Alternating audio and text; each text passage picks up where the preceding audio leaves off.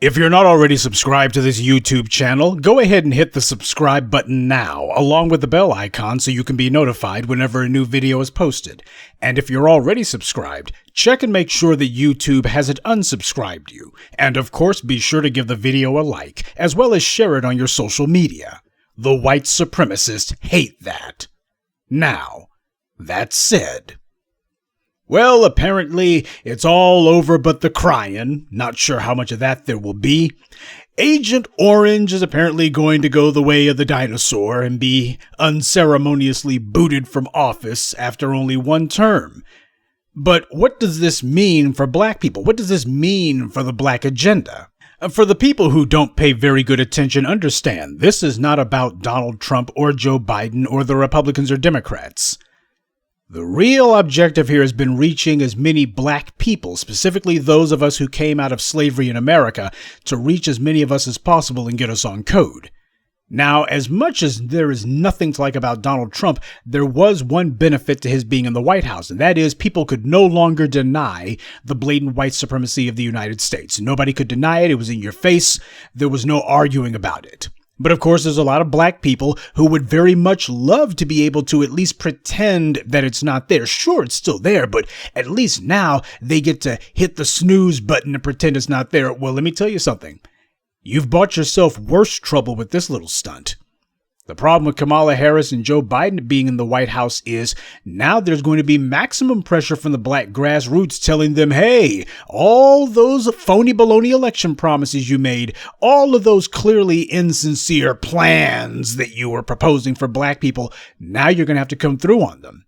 And as Joe Biden trots out Kamala Harris to give his inevitable denials and refusals and his sympathy as he says, well, I just can't do it, we're going to be looking at the idiots who were applauding for this election victory and telling black people, oh, well, Trump was too dangerous to be in the White House. He was just too dangerous, you see.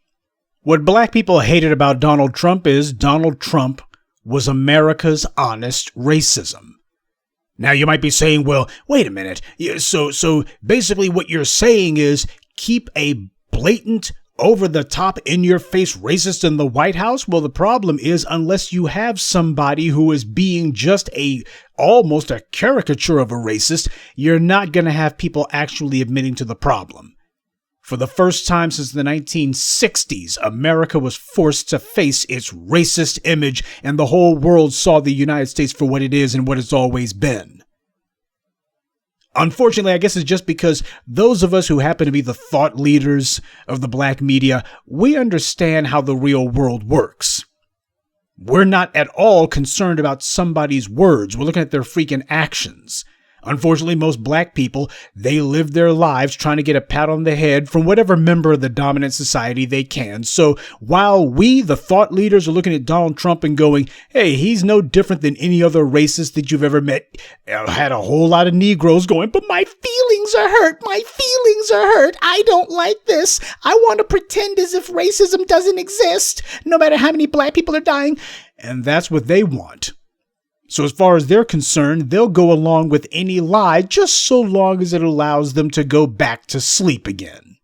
Well, you better watch it because white supremacy is plotting how to put you to sleep permanently. Keeping Trump in the White House means that there's no room for anyone to pretend the situation is anything other than it is. And that's exactly what white supremacy has a problem with. It's very difficult to play both sides when you got one side going, we're going to take this thing all the way. We had a situation where we could have achieved something resembling resolution here because something's got to give. When you have one side that goes this far with it, something's got to give. White supremacy knows that. They understand that with black people feeling like their backs are to the wall, next thing you know, black people start to get on code because they see themselves as facing an existential threat. So what do? You go ahead and you get Barack Obama's former VP, and you get some Asian woman who claims to be black. And never mind the fact that both of them have a combined 65 plus years of anti-black legislation and prosecution between them. They've both been fighting a jihad against black people their entire adult lives, but that's okay. They are not as boorish and impolite as Trump. In other words, they're not being honest. Say what you want about Trump, but the thing about it is he's an honest racist. And as Malcolm X taught, and apparently not enough black people were paying attention to, I have more respect for a man who lets me know where he stands, even when he's wrong, than one who walks up to me like an angel and is nothing but the devil. You know how stupid it is to make excuses for Joe Biden? You want to know how stupid it is to be cheering Kamala Harris making it to the White House? If you want to know how dumb it is, the people, these idiots who are running around thinking they're smart by saying, Trump was too dangerous. Biden is different now. Biden is different now. Tell me something. Tell me if this makes any sense. Let's say that you've got a bank. We'll call it Biden's Bank. Now, Biden's Bank is run by a real shifty guy named Joe. And Biden's bank has a policy. They don't do any sort of loans, financing, or anything with black people. Not only that, he doesn't like black people, but he makes sure not to use too many ethnic slurs, though he will pat you on the head if you're a nice, clean Negro. However, Biden's bank does a lot of business with local car dealerships. And for a good long while, these car dealerships were offering financing to black people who came in to buy cars. But one day, the president of Biden's bank, Joe Biden, he decides that too many black people, he thinks that these car dealerships are letting black folks off light, that they're not giving black people a hard enough time. He doesn't like the fact that black people are not getting treated harshly. So Biden's bank sends out a note to all of the car dealerships that they give money to for financing. And they tell all the dealerships, if you change your financing standards to bring them in line with the policies of Biden's bank, you know, you don't do business with niggers, that kind of thing, why, I will offer you guys an additional $13 billion revolving line of credit. Think of it. All you dealerships, you can get $13 billion from Biden's bank. All you got to do is stop giving financing to any black customers who come along. Now, Biden's bank likes that for a while because it seems to be great. Black people, he's seeing more black people at the bus stop, more black people walking. Why? It warms the cockles of Joe Biden's cold, sick, pale little heart. But then another bank comes along run by an even shiftier scumbag named Don. And Don seems to be doing well, while the other dealerships, they're looking and going, well, Joe, Don's offering some different terms, or at the very least, his hairpiece looks nicer than yours. So Joe Biden then starts looking and going, I got to get some money coming in. Depositors are leaving. I'm losing my support. I know what I'll do. I'll get some of these dumb niggers to give their money to me. And so Joe Biden starts running around to black people. He comes up to you and says, hey, nigger, can I get you to be a depositor in my bank? Come on, you got a paycheck, right? Become a depositor in my bank. But when you ask Joe Biden, hey, Joe, have you changed your policy regarding lending money to black people? And Joe Biden tells you, hell no, we're still not lending anything to any niggers. No lending, no financing, no anything. You can deposit your money in my bank now, but we're not lending you one thin dime. Not for a house, not for a car, not for a lollipop. The money only goes one way. Oh, and those car dealerships, we still have told them they better not change their policies regarding giving financing to you niggers.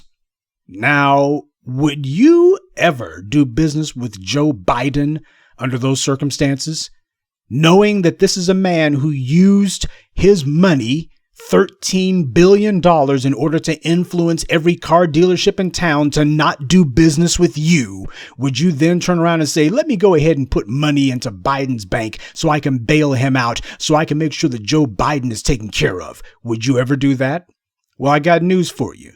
You just got through doing some of the worst business possible with Joe Biden, and you gave him something a hell of a lot more important than just a paycheck deposit in his bank.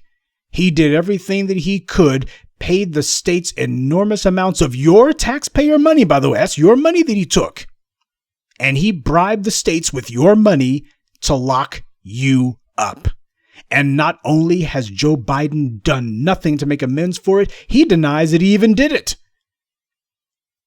And yet you got some black folks who think they're smart by voting for this guy. Let the system fall.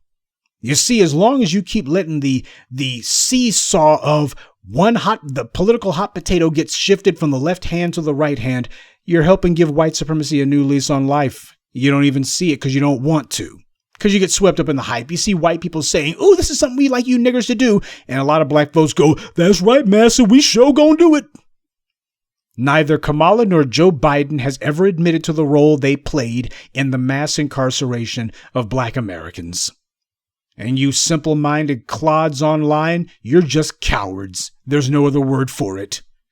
We've always said if you're scared, then just admit you're scared. Of course, what if someone's just dumb? Can a person who's incapable or uninterested in critical thinking or rational analysis ever admit it? Can a dumb person actually have the wherewithal to know that they're dumb? In the 1970s, Donald Trump was refusing to give any sort of rent or housing to black people.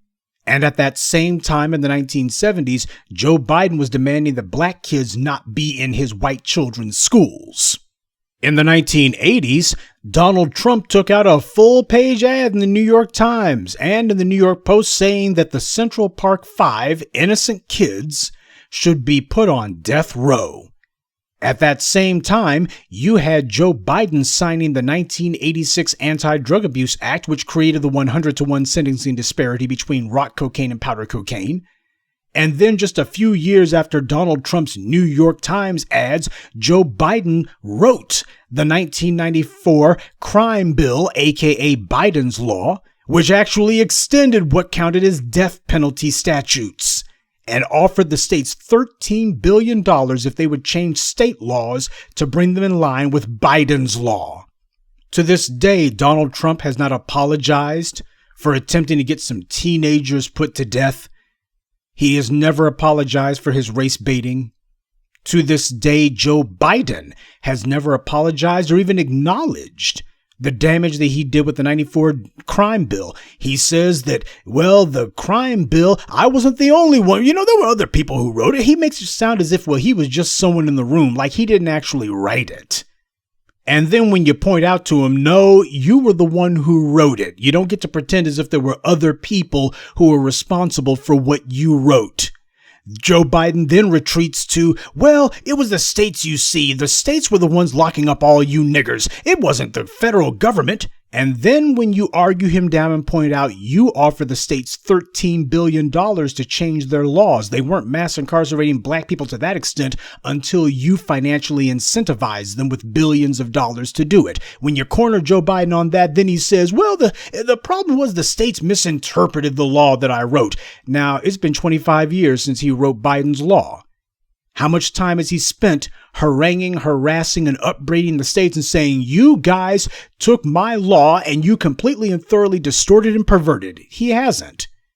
He was fine with it until black people started confronting him about it. But to this day, Joe Biden has not apologized for it. He hasn't even acknowledged it. He's denying everything.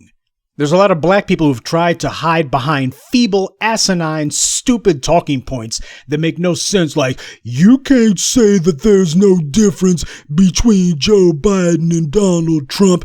When you present them with the actual historical record, I keep waiting for these single-digit IQ, glue-sniffing, lead paint-slurping morons to actually tell me what the hell the differences are. Because I've looked at their records, and at the very least, there is one major difference. Joe Biden wrote he co-sponsored the 86 Anti-Drug Abuse Act and wrote the 94 crime bill. Donald Trump didn't do either one of those things. If you're going to be talking about who's done what against black people, you would, at least in terms of legislation on paper, you'd have a far stronger case against Biden than Trump. Nobody said vote for Trump. Neither one of them deserves our support. But that's the point. Neither one does. So these individuals who are running around saying that Trump's too dangerous to be in the White House. That's some Negro who's taking talking points from white leftists. White leftists are only thinking about their own pet issues, LGBT, transgender issues, immigration, Green New Deal, etc. Joe Biden's already pledged in his first 100 days. He's going to make sure that the gays get something. He's going to make sure that the illegal aliens get something. And black people, the only thing he's managed to do for black people is to say, well, I want the black folks to know that I got your back. Nobody said that got your back crap. That's right up there with I feel your pain. We're talking about our tangibles. Money must change hands. Not to mention, we also have to see solid resources being put into prosecuting the police. We require both of those things, and Joe Biden still saying, I got your back. What the hell is that supposed to even mean? It means nothing. That's what it means. So while the gays can look forward to the Equality Act, which is basically going to be the enshrinement of LGBT super citizenship, and the illegal aliens are looking forward to their coming amnesty, black people are looking forward to Joe Biden's got your back. Well, considering that he loves to sniff the hair of women, all the sisters out there better be careful if he's got your back. All they see black people as is a means to bolster their own numbers for their own interests. They're not thinking about us. And sadly, the people you see still quaking in their boots after 4 years, these unthinking Negroes still recycling the same old talking points, they're not thinking about black people either. Of course Donald Trump is a racist, stupid. You get no points for pointing that out. Of course he hates black people, and so does Joe Biden. But the difference is with Donald Trump in the White House, you actually have people who no longer have the ability to hide behind, well, how do we know that the presidents are racist? How do we know that these institutions are being held up by open white supremacy? How can you call it systemic? For 4 years, you look like a jackass if you ran around pretending not to know that things were racist as hell. But now all of a sudden, well, people are going to be able to go back to, well, there's a Democrat in there and why he's got a woman of color as his vice president, so no more racism. We live in a post-racial society, part 2. Get ready to see Skip the Truth Gates coming up with another dumb article talking about post-racial America, or assuming that Van Jones doesn't beat him to it, or Dr. Jason Johnson, or Michael Eric Doofus. You know, we need less of these smart, dumb Negroes chattering, and we need more of us thinking. All that you accomplished was to replace a rude but bluntly honest white supremacist with a doddering white supremacist who denies everything he's ever done against us. That's not progress. Joe Biden has never made amends for nor even acknowledged his 40-plus year war against black people, his anti-black jihad, nothing of the sort. And Kamala Harris, same thing. You confront her on her record, she immediately goes to her talking point, I was holding the system accountable, blah, blah, blah, blah, blah. And what have they learned from this election? What they've learned is, apparently black people like being oppressed. We like being persecuted. Go ahead and mass incarcerate us. Go ahead and twist and bend the law to try to put black people on death row for crimes they didn't commit, and make sure to use every illegal maneuver so that you can get them executed, innocent black people executed. Go ahead and have black mothers arrested for child truancy, just any excuse to put black people in jail or on death row, and black people will give you the White House. That's the lesson that they learned. That's the lesson you taught them if you decided to be an idiot and go, well, you gotta vote for one or the other now. You cannot truthfully say that Biden's gonna do anything different when he refuses to admit that he did anything wrong in the first place, and he refuses to pledge to tear down the policies that he himself put in place. But this is the level of denial that a large number of black people have chosen to engage in. Most of us are living in a dream world, and we will suffer real consequences as a result. And Kamala Harris is no different. Tulsi Gabbard confronted her on her satanic criminal injustice record. Kamala didn't admit to any of it. She never addressed any of the accusations, didn't even deny it. Instead, she offered the same old stale line that she's been using. She held the system accountable. Well, considering that she didn't prosecute any cops, didn't put any police in prison, She didn't go after any prosecutors who selectively singled out black defendants for the most severe charges.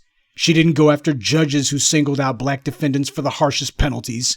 She said she would be hands off about that because those were local matters. Tell me something. What makes you think she's going to do anything about Breonna Taylor? See, the black media's in an uproar about that. That matters to us, but I'll tell you right now, when Kamala Harris was confronted with the murder of Matrice Richardson, well, Kamala Harris didn't have anything to say about that. Remember what happened when Matrice Richardson was murdered? Kamala Harris said, no evidence of wrongdoing, nothing we can do. Then she decided she wanted to run for the Senate, and she suddenly said, I'm reopening the Matrice Richardson case. And black people looked and said, you're not serious about that. You don't really mean that. Oh, no, I really mean it. Then just enough dumb Negroes looked and said, well, maybe she means it this time. And as soon as she got their vote and got to the Senate, she immediately said, whoops, well, looks like we looked at it a second time. Nothing there this time either. Goodbye. Now, that's what she did in California as Attorney General. You think she'll do any differently with Breonna Taylor? She gave some minor, very minor lip service during the campaign. Oh, there's systemic injustice and other empty platitudes. But then he asked, well, what about the Breonna Taylor case? Oh, well, certainly the question of whether irregularities happen should be looked into. And now that she's won the election, she ain't saying a word about it. Won't be thinking about it. Gee, where have we seen this before? Past behavior is the best indicator of future results. Tom Wine, the corrupt Commonwealth attorney who refused to prosecute the murderers of Breonna Taylor, and attempted a malicious prosecution against Kenneth Walker for defending himself from some thugs with badges who barged into his home gun blazing, and is now, by the way, trying to gin up another phony baloney case against Kenneth Walker. Tom Wine should be prosecuted. And Daniel Cameron, by the way, we already know about him. Those two bastards should be at the top of the to-do list for any incoming Democratic administration. But then again, Tom Wine is a Democrat.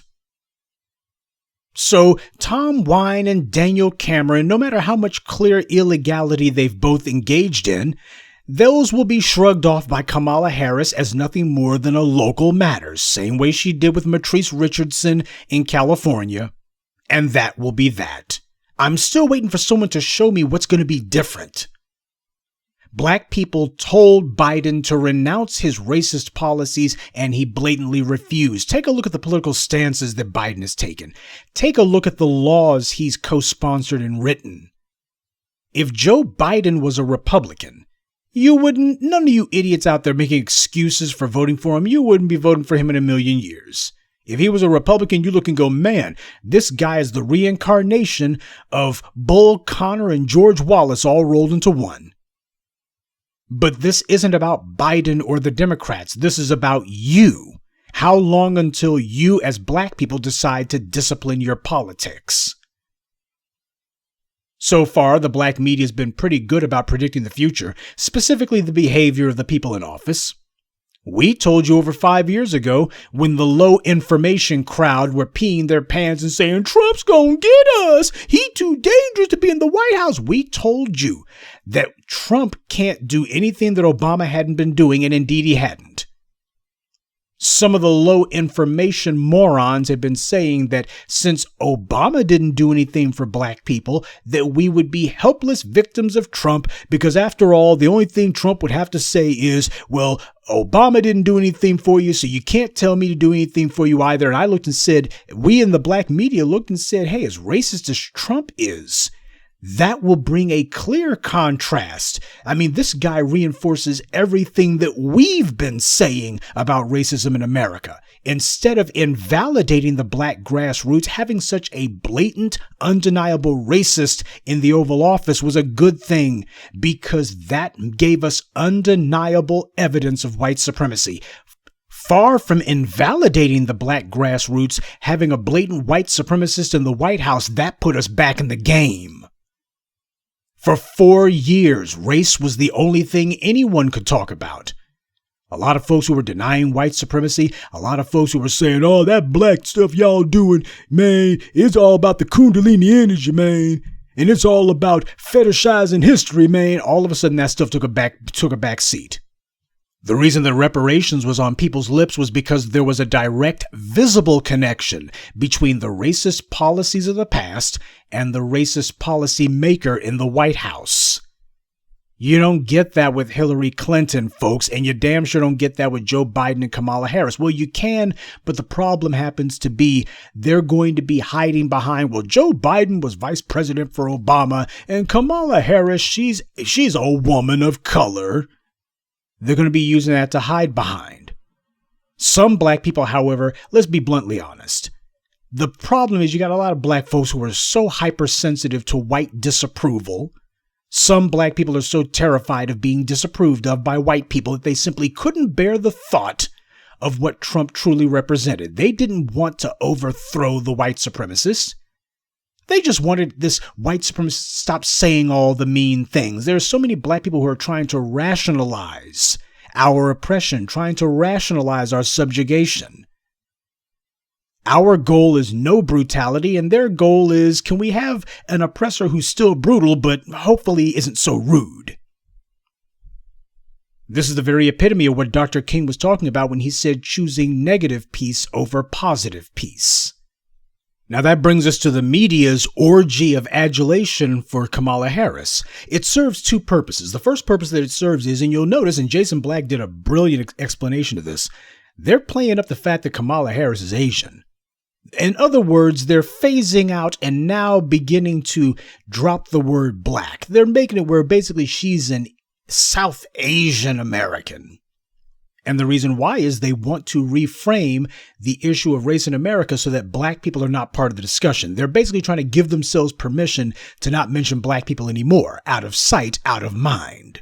So when you talk about race in America, it doesn't include black people. So that's the first reason that they're heaping all of this phony, insincere praise on Kamala Harris. This is about augmenting and magnifying the profile of Asians when it comes to a racial discussion. So you got the Hispanics who are being celebrated as the largest eligible voting bloc in the country, and Asians who are going to have renewed just a fantastic sense of relevance now since Kamala Harris is in there. And what about black people? Well, what about them?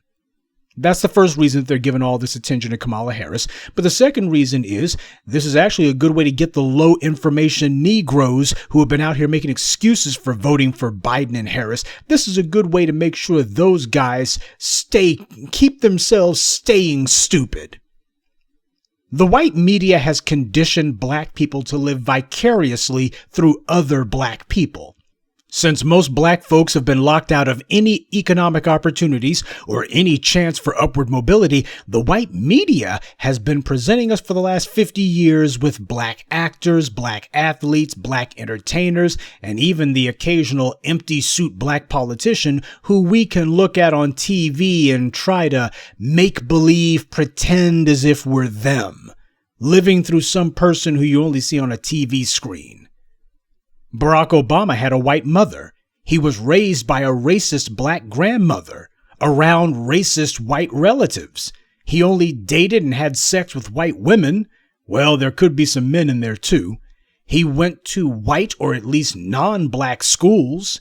He did everything that he could to make sure that he was best chums with whatever members of the dominant society were in the room.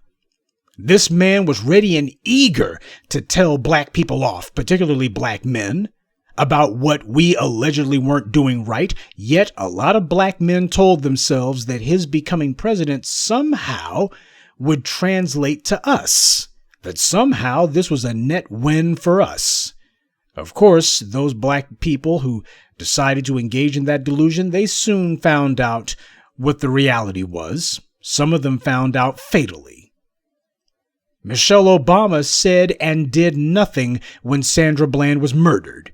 But Michelle is a dark-skinned black woman in the White House, so there were a lot of black women who could vicariously pretend as if they were her, and that's what they were doing.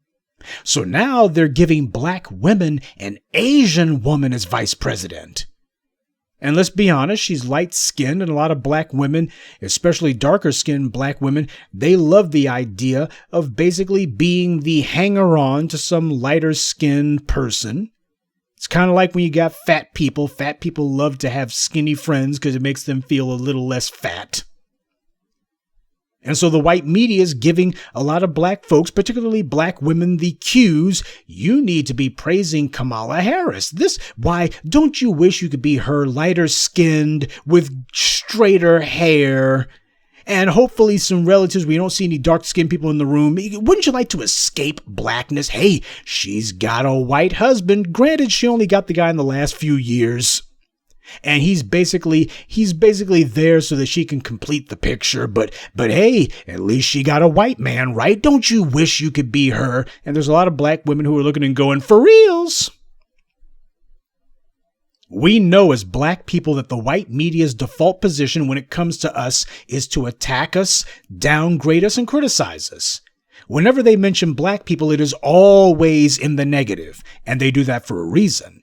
It's done so that on the few occasions they bring out some black bootlick or some shill to mislead us, to do the bidding of their white masters, we will see the white media not attacking that black person or in many cases praising them outright.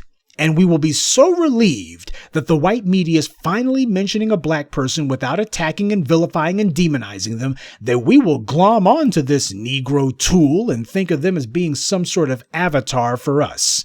See, that's the power of repetition. You teach black people through repetition that whenever a black person is being talked about by the white media, it's always going to be in the negative.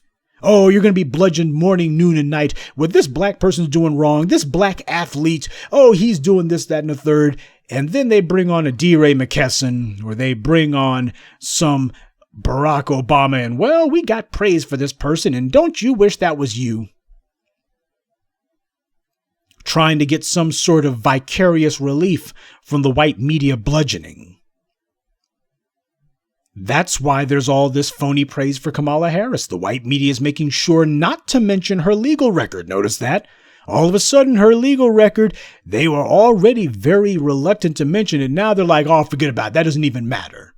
It matters to us, but it doesn't matter to them. This is part of them deciding to rewrite Kamala Harris's record. What they're counting on is that there will be enough boule, enough sorority, fraternity, hacks, and hangers-on. There'll be enough black bootlick shills and enough low-information, unthinking Negroes out there that hopefully they can run interference for her. Hopefully they can shout down the black grassroots. But as much as the white media is now trying to pretend as if Kamala Harris dropped down from Mars and she has no past, the black media has not forgotten. And we're not going to allow you to forget either. They are not about to be allowed to say that, well, she's going to do things differently than she did as California Attorney General. And since a lot of black people in Michigan and Georgia turned out for her, that tells the white powers that be that there's still just enough black people who are willful idiots playing along with the lie. All you black folks who are making excuses for voting for people who have been persecuting us, this is what you've done. And now that you have told them that you are still in suicidal denial, you've also let them know that you are theirs for the taking. And here's what Kamala's going to do next. Since we've been right about everything else, let me go ahead and tell you what the future holds. Kamala Harris is going to begin to cheerlead for the police. And she won't be doing it obliquely. She won't be doing it sneakily. It's going to be full-throated in your face. You won't see her propose any legislation aimed at punishing police. Don't expect to see her announcing that the Justice Department is going to be hiring 200 prosecutors with the sole specific task of prosecuting police. Nothing like that at all. Instead, it's going to be, we're going to have a police oversight commission. And what's your police oversight commission going to do? I've been looking to find anything that this alleged proposed police oversight commission that Biden and Harris were talking about supposed to do, and you find nothing.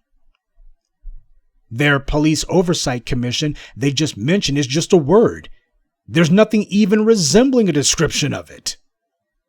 You see, that's what white supremacy likes to do. They like to go ahead and throw out these empty words and let your imagination fill in the blanks, because that's how you con somebody. You get the mark to con himself. I would have thought we would have learned after the Obama years, but some of us clearly haven't. The only part of Biden's phony plan for Black America that Kamala Harris will ever act on is their empty promise to give police sensitivity training. Oh, that and $300 million in federal funds. But there will be no indictments of the police under a Harris Justice Department. And she'll be using her resume as a former prosecutor to tell black people, I know the law, and, well, it's a matter of the laws need to be, the laws, you see, the laws are not always adequate to these circumstances. She's going to be sounding just like Daniel Cameron. The same lies that you heard from Daniel Cameron to making up lies to defend why he deliberately refuses to prosecute the murderers of Breonna Taylor. You're going to be hearing it again. You'll be hearing it from Kamala Harris. Remember when she gave her speeches about truancy, locking up black mothers? She laughed and cackled like a witch when she talked about how she sent memos to the schools and to the parents declaring that she would prosecute parents if their kids skipped school. Well, do you think that she's going to be sending memos to the police departments and the sheriff's departments promising to prosecute police and sheriff's deputies for killing black people? You think that she'll be giving press conferences where she's laughing and cackling like a witch while she talks about locking up the cops? You think she'll be doing that? You see, this is how you know what side she's on. No, instead, she'll do what she's always done. Kamala Harris will be defending the police in front of the cameras to your face, and she'll have her boule bootlick bedwench sorority sisters, many if not most being immigrants, and she'll hold press conferences where she boldly defends the police. Oh, they're the good guys. Most cops are good. And she'll talk about how she's not going to do anything to protect black people from police violence and how all the cops are good guys and you got to support law enforcement and how there's nothing she can do. And, well, the laws are just inadequate to the task and, well, that's all we can do. Remember, ever since her first political race for San Francisco DA, Kamala Harris has always had the full support of the Fraternal Order of Police. Need I remind you, that's the same Fraternal Order of Police I told you about a few days ago. They posted on their Facebook page that the Philadelphia police had found a lost black child during the demonstrations, and how the police are standing between order and anarchy. And of course, it turned out that the police were lying again, that the police dragged the baby's mother from her SUV and beat her bloody. And then while she laid on the ground, they dragged the baby from the car and had a white female cop holding the child in her clutches just long enough for them to take a quick picture. Then they threw the kid back into the car. This is the same Fraternal Order of Police thugs who Kamala Harris has been supported by for over 20 years now. She has no track record of going after the police, so you better believe that as black people continue to hold her to account for refusing to punish police violence, the Biden administration will make it a point to send Kamala Harris out to white-splain for Joe. Same way you had Simone Mammy Sanders white-splaining on CNN. You're going to have Kamala Harris being sent out to be their human shield. I mean, face it, as much of a human gaffe machine that Joe Biden is, he wouldn't dare try to white-splain on stuff like that. So yeah, they're going to have Kamala Harris come out, and the white media will be saying, well, she has to come out because they want to make sure that the message gets delivered correctly, when the truth is they want to make sure that there's somebody with a little bit of melanin to cover for the white supremacists. This is what you have dialed us in for. Those of you who made excuses for voting for these clowns, this is what you dialed us in for. This will muddy the waters, create a smoke screen. At least in the near term, it will. And Kamala Harris will do what she's done on the campaign trail. She'll use the exact same words as Daniel Cameron.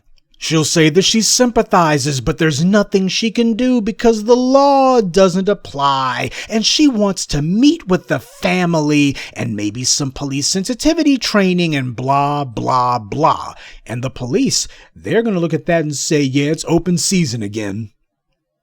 And she'll make sure to have her bootlick bedwenches standing behind her, nodding their empty heads and amening her every lying word. You will have an allegedly black woman being a mouthpiece for the same old white immunity from law. And the white media will laud her for this, and they'll claim that this is nuance. This is nuance, you see.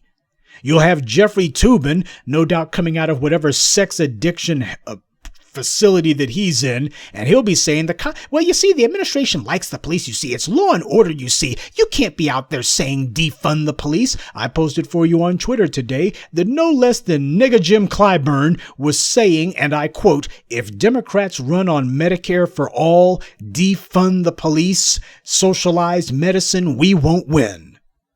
That's what Jim Clyburn's out there saying. This is supposed to be, of course, he's part of the Congressional Black Caucus, so what the hell did you expect? But this is what the Democrats are saying to you, and he only said that 2 days ago. This is how the Democrats are coming into this new presidential administration. They're already saying, defund the police? Hell no. As far as we're concerned, that would be bad for business. Never mind the fact that this election cycle, none of the Democrats were talking about defund the police, and they still lost. They lost seats in the House of Representatives. See, they know what the winning position is, but they took an oath, and I ain't talking about their oath of office. They took an oath to the white money men. They took an oath to whatever white social clubs and economic circles that they want to be part of. They took an oath to those guys to uphold, protect, and defend white supremacy against all enemies. Enemies being you and me. And you'll have a lot of black people, a lot of goofy Negroes who are going to say that this is a good thing and that this constitutes some sort of improvement. In fact, this process of black bots, who we've seen the last couple of days coalescing to defend Kamala, has been underway for a long time now. The last few months, you've had the Kamala supporters who refuse to condemn her anti-black racism. When you press them on it, they say, well, the people who the police killed and Kamala didn't do anything about it, well, they deserved it anyway. Expect to see that same anti-black racist advocacy from the Kamala bots when she's sworn into office. Oh, you'll see a lot of black people defending the killings of other black people. These are the people who you keep saying Trump's too dangerous to leave in office. These are the folks who keep saying that. And that's a line that too many black people have been conditioned for decades to use, and they spout it without thinking. Listen, stupid. Anyone who does not pledge to us our tangibles, anyone who does not declare openly that they will prosecute and convict police or any other race soldiers who harm black people, that's someone who's too dangerous to be in the White House. I don't make exceptions for white supremacy just because the white media tells me I'm supposed to. You see, over here, we understand that neither party is for us, so we're not for either of them. We need the situation to come to a head so we can get something resembling movement here. And white power understood that if this was allowed to happen, then the changes that were about to occur over the next few years would have been a lasting change. Changes that could not be undone. We've already had a major impact on the political discourse in this country. And this when the white media claims that black people are only the second largest minority in the country. Yeah, our numbers seem to be dropping, and yet our political influence is growing. Now, what does that tell you? What's been missing is focus and discipline. And a lot of you empty-headed cowards, you guys are as much of a menace to black empowerment as Biden and Harris. The dirty little secret is that black empowerment scares most black people as much as it does the white supremacists. Most black people are terrified at the prospect of black empowerment just as much as Biden and Harris. You see, most black people see black as inherently unworthy. Most black people need white approval as much as the air they breathe. When we say black empowerment, we're talking about a world where there will be no more pats on the head from the dominant society. Now, every black person will claim that that's what they want, but that's a lie. Obviously, that's a lie. There's a lot of us who don't want that at all. Most of us simply cannot bear that idea. In fact, we hate it. We spent over 250 years as slaves, Actually, more than that. And only about 150 off the plantations, or at least off of the planting fields. So our history in this country, we've spent far more years in bondage than we have off the plantations, I will say. But the truth of the matter is, the vast majority of us, we still want white mommy and white daddy's approval in whatever form we can get it. And when someone says it's time to walk away from white mommy and white daddy, well, we try to find some lie we can hide behind, because we just can't bear the thought of letting white mommy and white daddy go. But there's more to it than that. Some of us see ourselves as honorary Europeans, or at least aspiring Europeans. We don't want to antagonize the dominant society. White power has assigned black people a societal role, that of children, their children. We are all of us de facto wards of the state, or rather wards of the race.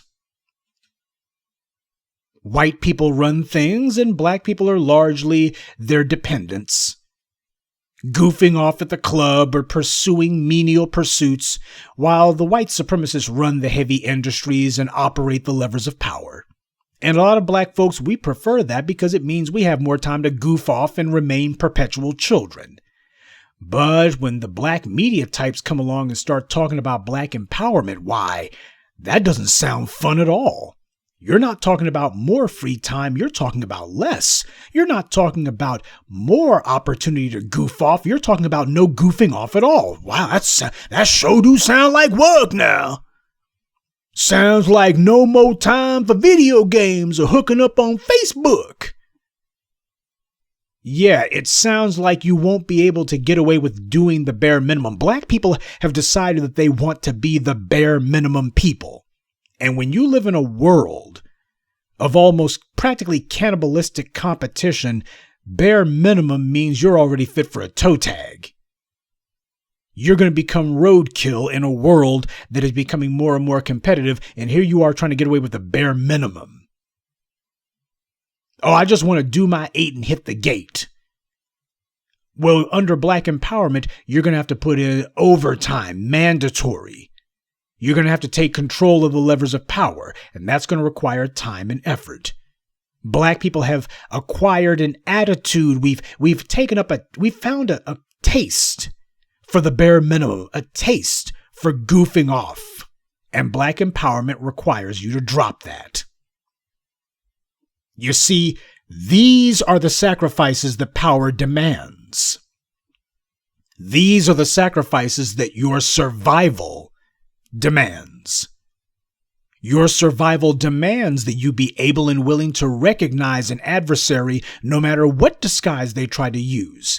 And by the way, most camouflage that predators use, most of their camouflage isn't visual. Most camouflage is not meant to fool the eye. Most camouflage is meant to fool the mind. The cowards, the feeble-minded fools who try to hide behind the line that Trump's too dangerous. Notice how none of them have any demands for Biden or for Trump or for anyone else. Notice that these guys never have any demands. This is the epitome of non-thinking people. These idiots don't actually want anything.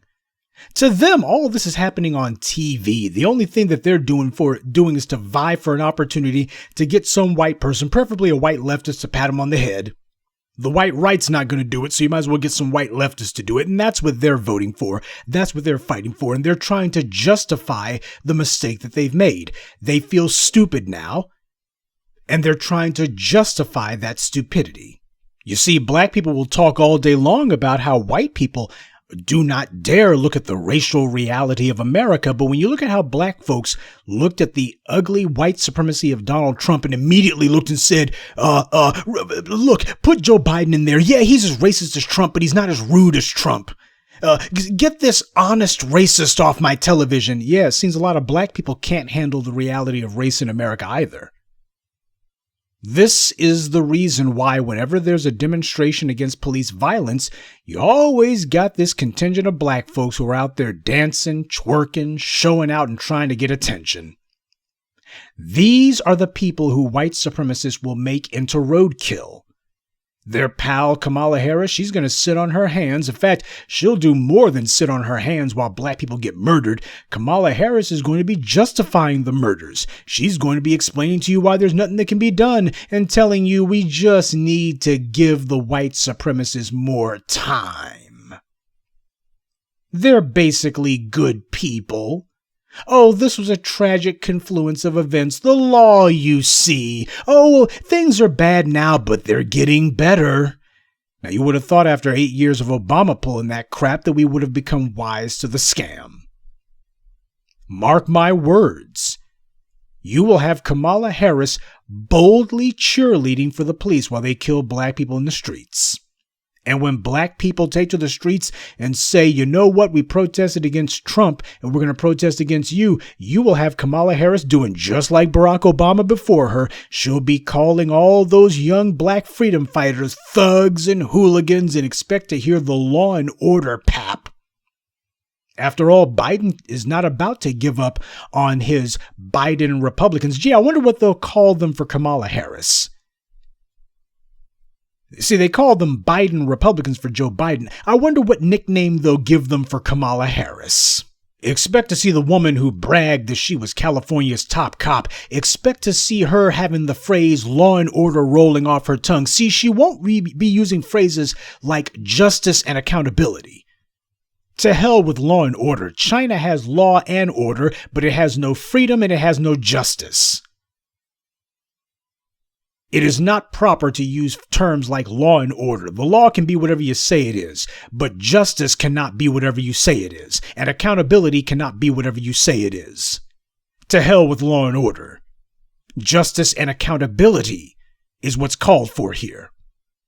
Now, the vanguard of Kamala Harris's phalanx of suck-ups and sycophants who are going to run interference for her are, of course, the black bootlick class, the incompetent operative class. The bootlicks are already lined up in full begging for a job mode. Why, no less than Susan Rice was smiling like the Cheshire Cat. She's hoping that there's a cabinet position in it for her, and she's not alone, by the way. She ain't the only one who's out here begging for a job, auditioning for a job.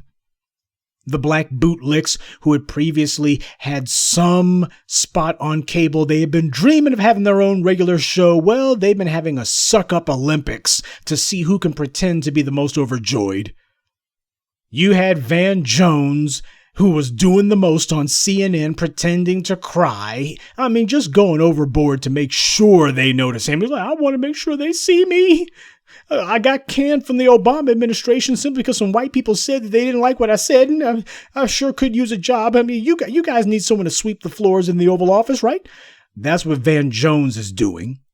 Anything to get noticed. I mean, it's just pathetic. Look at how low they have to stoop. When you're a bootlick, there's nothing that's beneath you. A lot of phony baloney cheerleading for this crap. They will debase and degrade themselves in front of the whole world if they think they can get a job with the incoming administration. Obviously, it's not for the money. I mean, for these guys, they would be out there bootlicking for free. They just want a more prestigious bootlicking post, that's all. But the situation's even worse for people like Roly-Poly Martin. The sinking, dying miscreants of the old black media are desperately hoping for a Negro whisperer gig. They're like, hey, you did it during the Obama years. Hopefully you'll do it for us. The same chumps who thought that they had a career going when Obama got elected and they suddenly found CNN and MSNBC would return their phone calls. Why, they even thought they had a show.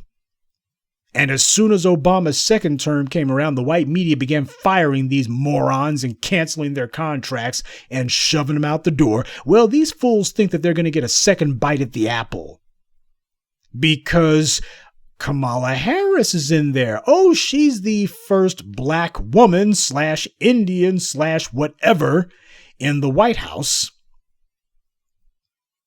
Never mind the fact the white media is already branding her as being an Asian American. So what that means is all these black folks who are debasing themselves and groveling for a job, well, you ain't gonna get it. Speaking of people who just don't get it, Jason Johnson is telling the Democrats they don't need to do any soul searching. Now, they lost seats in the House of Representatives, and they only managed to pick up a net 1 seat in the Senate, which still means they ain't the majority. These guys have major changes that need to be made. Jason Johnson was telling everybody, including the Democrats, well, the Democrats don't need to do any soul searching. Yeah, that's a message meant for Nancy Pelosi and the white money behind her. You see, the bootlicks know exactly who their real audience is. And it's white power. That's their real audience. The audience is the white money men and the white politicos. That's who Jason Johnson was sending that message to. Oh, don't worry. When I say you don't have to do any soul searching, that means no black agenda. Oh, you won't be seeing me saying that you got to step up with some tangibles. You won't be seeing me saying that, well, now that Kamala Harris is in the White House, black people want to see the cops getting frog marched in handcuffs by the FBI. You won't be seeing any of that. No soul searching. You didn't do anything wrong. And I will be a loyal foot soldier and loyal bootlick for whatever you do to screw black people over. And then he followed it up by saying, well, what's needed here is a diverse political press. He's talking about himself. That's what he means. In other words, guys, I need a job. Yeah, because massa is never wrong. And by the way, Jason Johnson posted that early on November 4th, when Trump's poll numbers were dominating Biden's. He was saying that when the election returns were indicating that Trump was going to win, and that's what he was saying. Democrats don't need to change anything. No soul searching. Don't change anything that you're doing. But do please throw me some more work. Please. But if the Democrats didn't need to look at themselves, what did they need to do? Hire Jason Johnson. That's it. He knows that white daddy sees the black vote didn't turn out, and they're already worried about the 2022 midterms. They should be. See, if the Republicans were able to gain seats in the House of Representatives under these circumstances, what that means is this election was a referendum on Donald Trump, and that's pretty much it. The company's fine with the white supremacists. Fine with the Republicans having control of at least one of the houses of Congress. In fact, it looks like the country's leaning towards giving both houses of Congress. The mood of the voters is they just wanted someone less bellicose to have the nuclear code. Somebody who's a little less flippant at the mouth than Donald Trump. Yeah, he was very entertaining, but obviously his shtick ran old. Got a little bit old for people. So the black bootlicks are scrambling and jockeying for position to get a white media gig or some sort of job working for a Kamala administration. But what's going to happen is she's going to hire her fellow Asians, just like Barack Obama did. So all these Negroes out here debasing themselves and groveling for a job, they get to sit there with their mouths on the floor, crying like Van Jones was. Well, you're hiring nothing but Asians here. Well, they're more qualified. And after all, it only needs to be a person of color. It doesn't need to be black. You see, that's what you get when Jason Johnson runs around saying more diverse. Oh, they're going to hire more diverse, all right. Going to hire more Hispanics, hire more Asians. You see, if Jason Johnson had decided that he would say black, well, but he's not going to say black because the whole point is he's letting them know, guys, give me some more speaking fees, please. I need to give me some more spots on a cable news show so I can get another check. And I promise I won't be out there saying that black people should get anything. I've got something to say to the white media's black bootlicks. The Roly-Poly Martins, the Jason Johnsons, the Van Jones, the Susan Rices, and the rest of the scumbags. In keeping with your IQs, I'll keep this simple. The black media isn't begging for white money. And we're the ones who the people are actually watching and listening to. You bootlick Negroes who are out here begging for white money, ain't nobody watching you.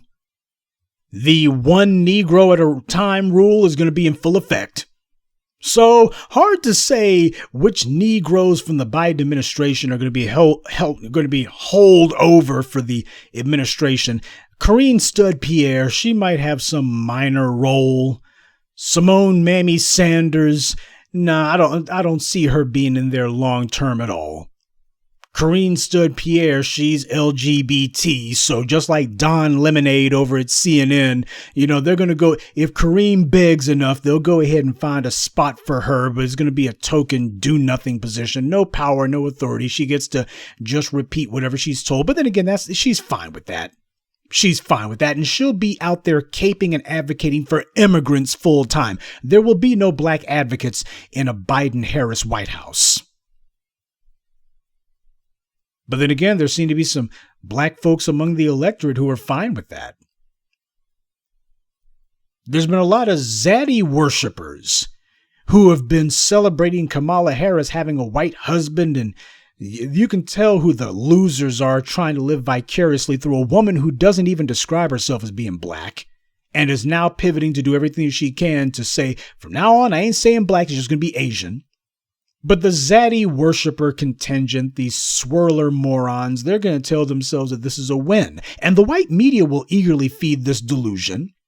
While they're sharpening their knives and getting ready to go in for the kill, you'll have a lot of black folks sitting around going that Kamala Harris, oh, she's got a white man, and I'm just so glad to see that because it gives me hope. The hood rats and wannabe swirlers, they don't have a man of any color. But you'll tell yourselves that Kamala Harris having a white handler, a husband, is somehow a win for you. This is a mental disorder.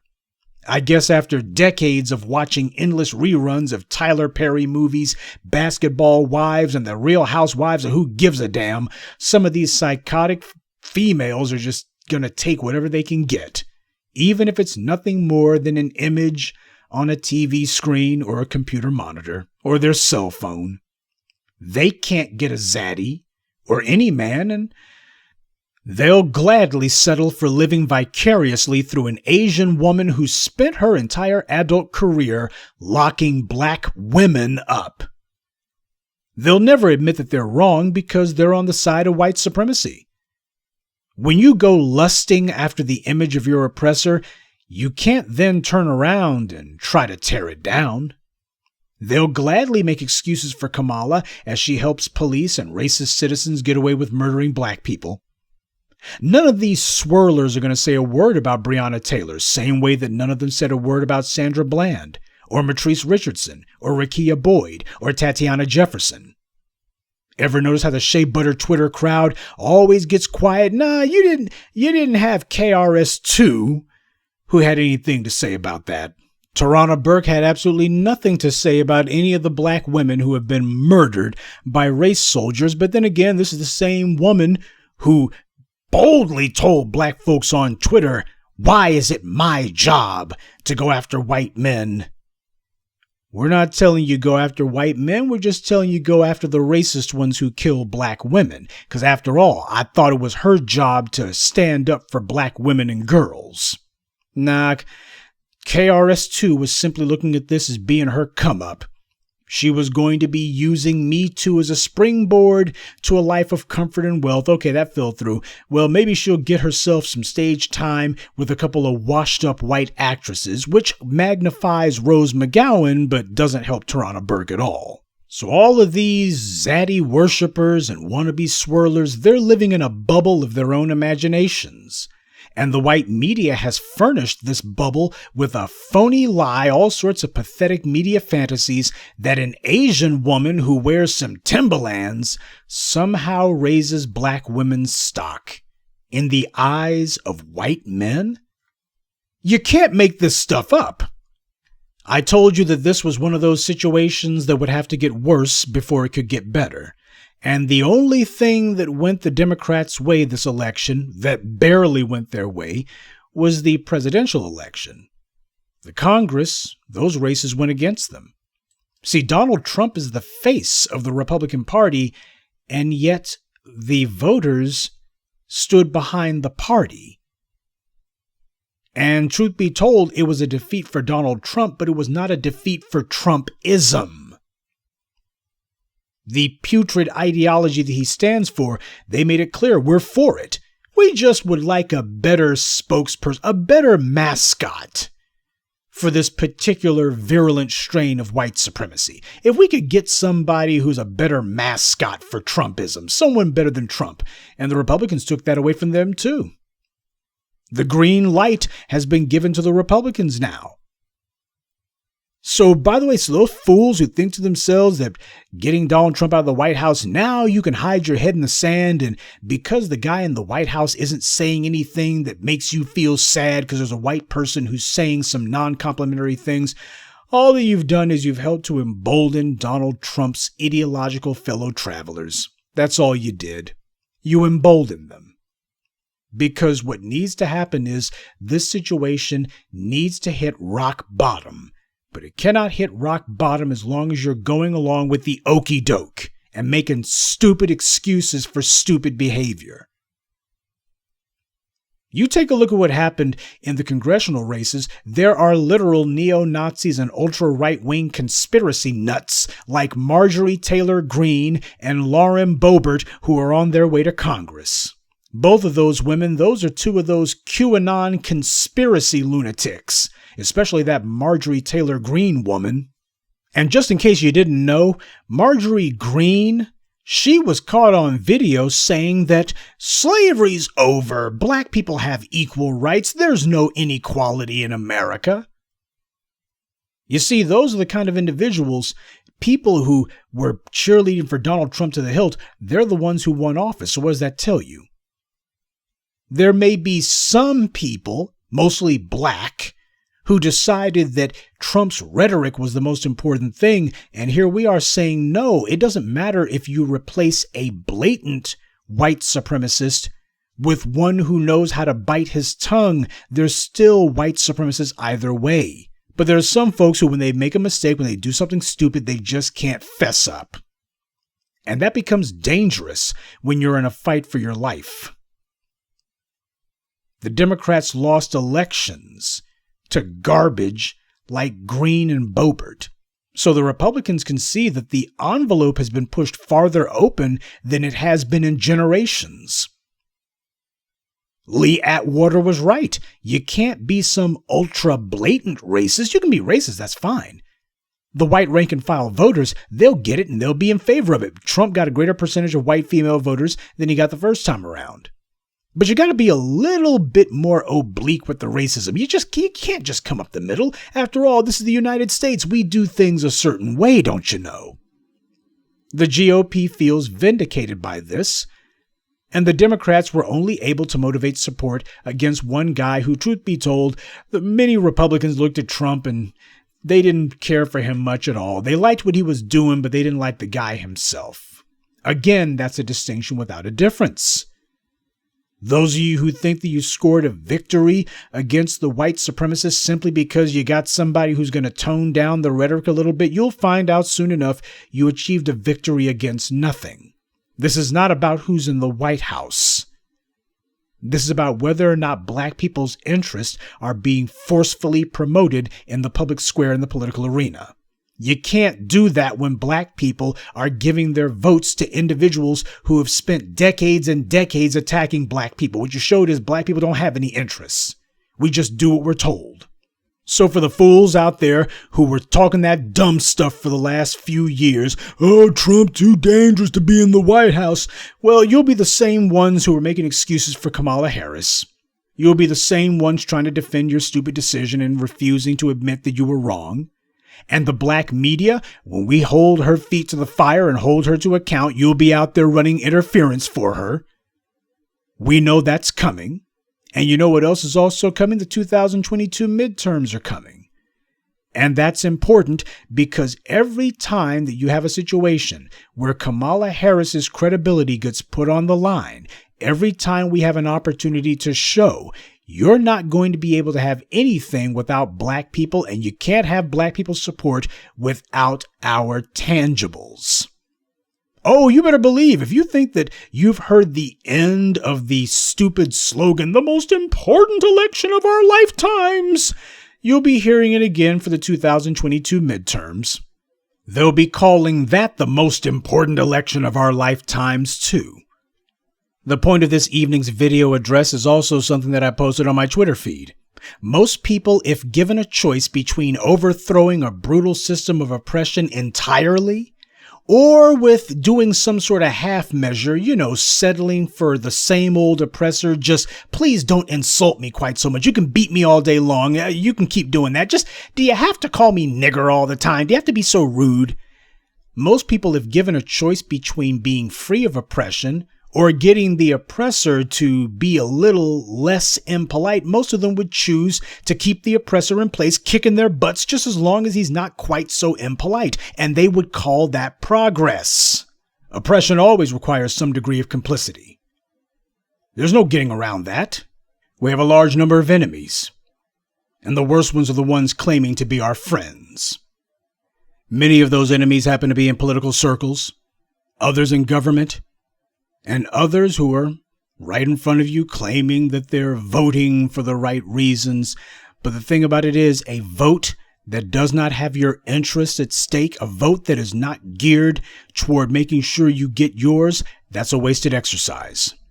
So let's make sure that everyone's feet are held to the fire. Oh, we're going to make sure it's easy to make sure that Biden and Harris are held accountable for their lies, that they're held accountable for all the falsehoods they've told. But all these Negroes you see out here, bootlick shills and low information Negroes, make sure you hold them accountable as well, because as the months wear on and the truth starts to become undeniable of what Harris and Biden really are, and no, they don't turn over any new leaf, and you see that the old life returns, it's Obama 2.0, and you see that other groups are going to be aggressively given preferential treatment over us, there's going to be a whole lot of Negroes pretending that they didn't know why and didn't know what they were getting and had no idea it would be like this. Let's make sure we remind them too. It's not just going to be Biden and Harris reminded of their wrongdoings. Everyone's going to be held to account.